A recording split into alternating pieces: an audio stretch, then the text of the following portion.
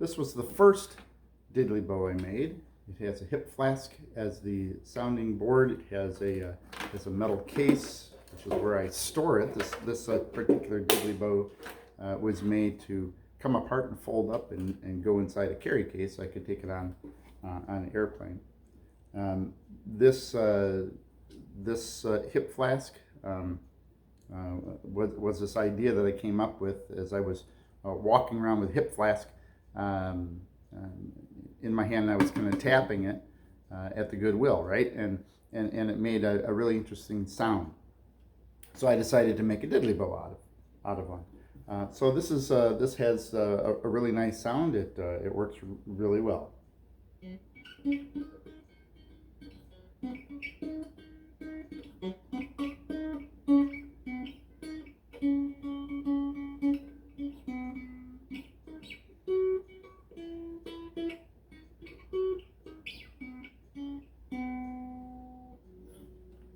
So how can you reuse a hip flask? How can you upcycle a hip flask? How can you use a hip flask in a different way?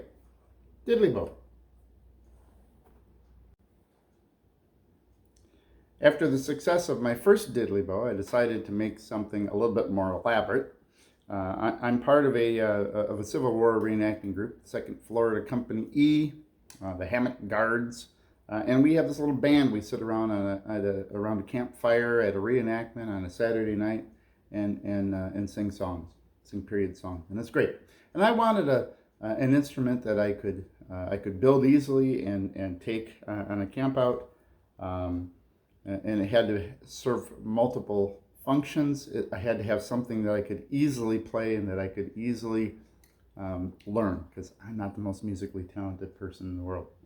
So I came up with the diddly bow that is affectionately known as the double barrel, because it has 2 copper pipes. It has a hip flask, and it's attached to a washboard.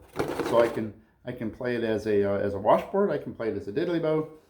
I can also play it as a drum on the back. So this one has a little bit different tone.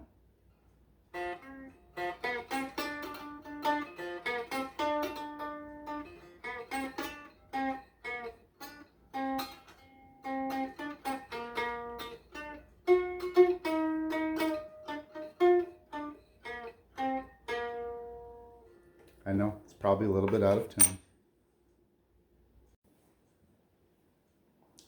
So the next hip flask guitar that I made was this monster. I call this one my heavy drinker. This is a 128 ounce flask. Why you would want that much booze in a hip flask is beyond me. I found this at the Goodwill. It was like $4. How could I not buy this thing? The music was playing on the intercom overhead, and I was tapping along to the music, and it had a really nice tone. Up to this point, the diddly bows that I made simply had the neck attached to a hip flask with a resonating container on the back of it. This one I decided, no, I'm gonna attach the neck directly to the flask. The flask is big enough. Oh my gosh, this is like a resonating guitar now, right? This is a 3-string. I am not a proficient musician with a 3-string guitar, so I tend to play it like a diddly bow with 1 string.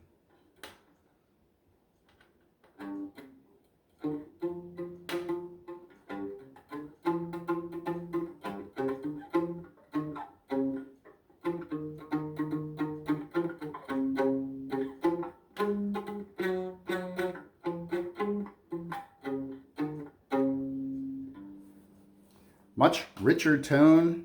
There's a lot of sound coming off of this thing. This thing really vibrates when you're playing it, so it makes a really interesting way to upcycle a flask. The next diddly bow I made with a hip flask is one that I call my peony. It's the most complicated diddly bow that I've made, and it has besides being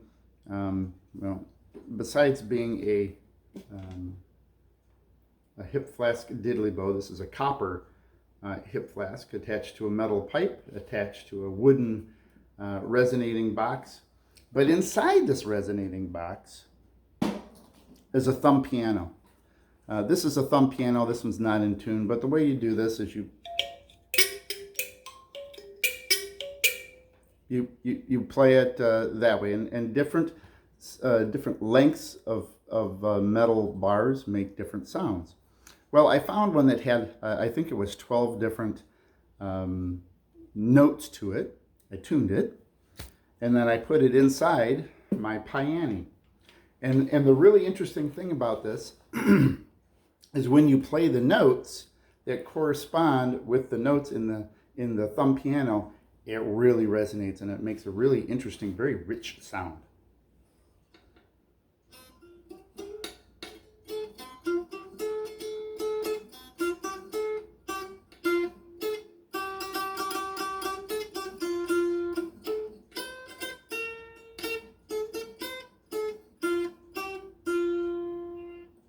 Now, I don't know how well you can hear that on the video, but it's the sound is coming out of my sound holes, and it's just resonating. And when I hit those notes just right, oh my gosh, the whole thing, it kind of comes alive. It's a really interesting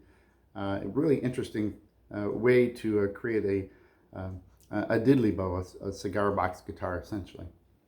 But again, this one has a copper